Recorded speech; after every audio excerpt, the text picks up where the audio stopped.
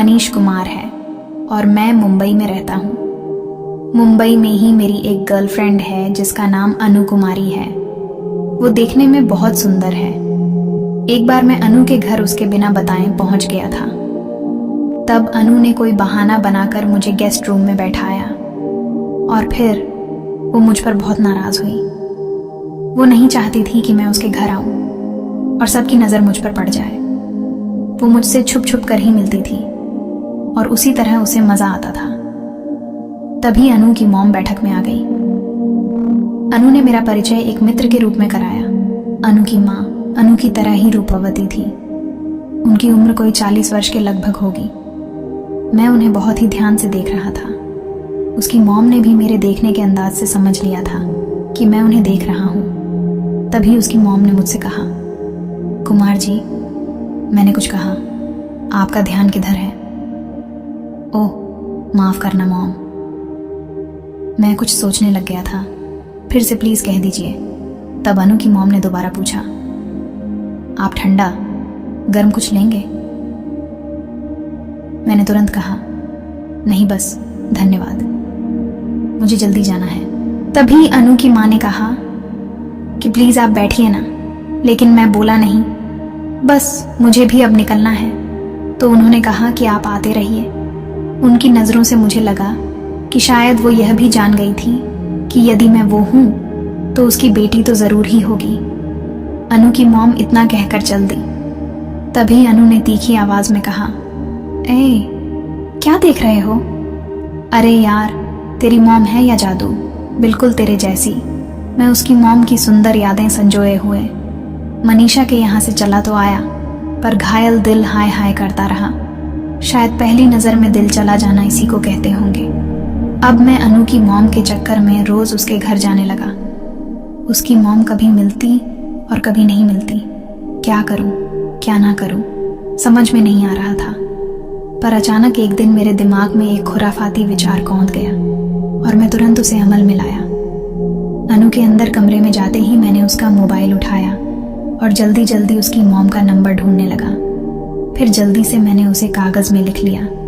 अनु के आते ही मैं जाने के लिए उठ खड़ा हुआ, क्योंकि मुझे अब बात करने की जल्दी जो थी। मैंने अनु को जल्दी जल्दी बाएं बोला और बाहर निकल आया। अब रोज रोज आना बंद करो, मुझ मरवाओगे क्या? अनु ने कहा तो मैंने जवाब में कहा कि ओह बाबा, ठीक है, रोज रोज नहीं आऊंगा अब। फिर मैंने घर आकर अनु की मॉम को फ़ोन लगाया। फ़ोन बार बार कट रहा था, कोई रिस्पॉन्स नहीं था। मैं बहुत निराश हुआ। फिर एक दिन मैं अनु के साथ एक मॉल में कुछ खरीदने गया था। तभी अचानक मेरा दिल धड़क उठा। उसकी मॉम वहीं मॉल में मिल गई। मॉम ने एक मीठी मुस्कुराहट के साथ मुझे देखा तो मैं हड़बड़ा गया। इस बार उसकी मॉम ने मुझे गहराई से देखा। Good afternoon mom. हाय, कैसे हो?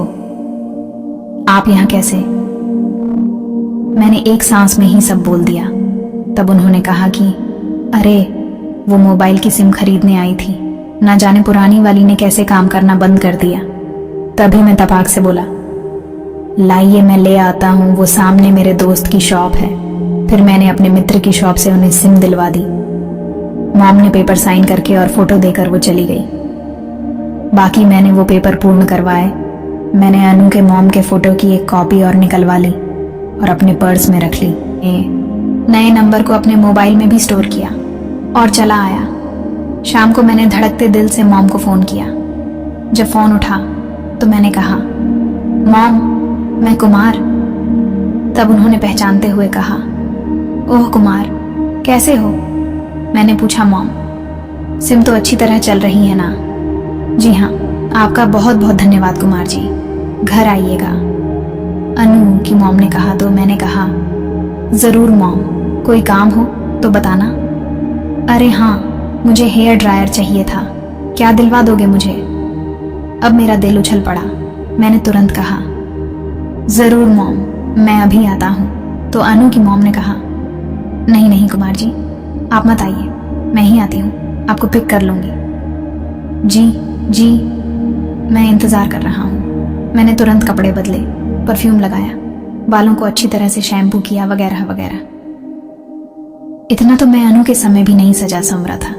फिर करीब 20 मिनट में कार का हॉर्न बजा। मैं तो कमरे के बाहर ही उनका इंतजार कर रहा था। मैं उनके आते ही कार की तरफ लपका। आ जाओ अंदर। मॉम ने दरवाजा खोला। मैं मॉम को निहारता हुआ उनकी बगल में बैठ गया। उनकी मधुर मुस्कान मेरे होश उड़ा रही थी। बताओ कहाँ जाना है? वो मॉम गलत आ गए। अरे तो बताते क्यों नहीं? फिर उन्हें मैंने अपने मित्र की दुकान से हेयर ड्रायर दिला दिया।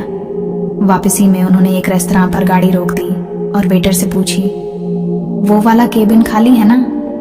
जी मैम, वेटर ने जवाब दिया। फिर वेटर आगे आगे चला और पर्दा हटाकर उसने हम दोनों को इज्जत से बैठाया।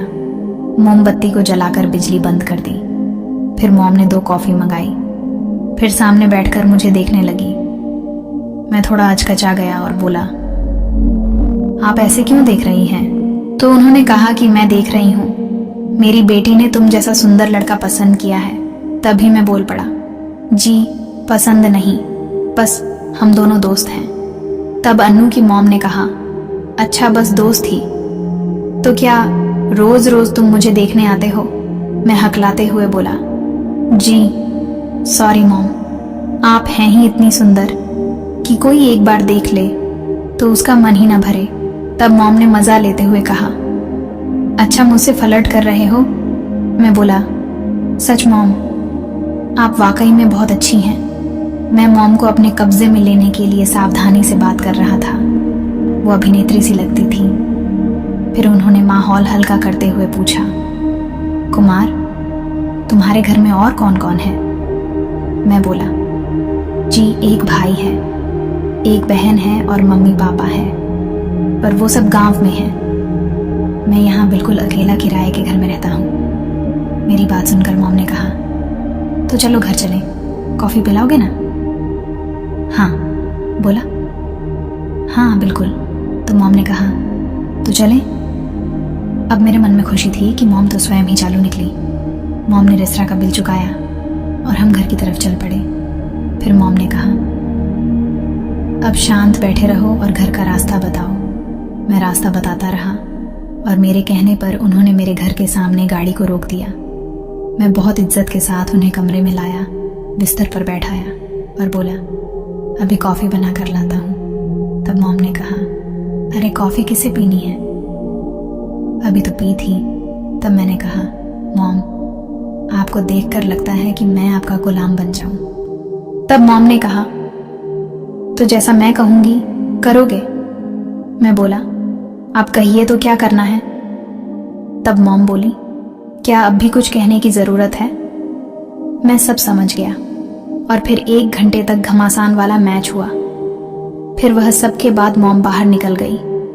लेकिन अब मुझे अनु से ज्यादा मॉम की याद आती थी। लेकिन एक के साथ एक मुफ्त मिला है तो किसी को क्यों छोड़ना।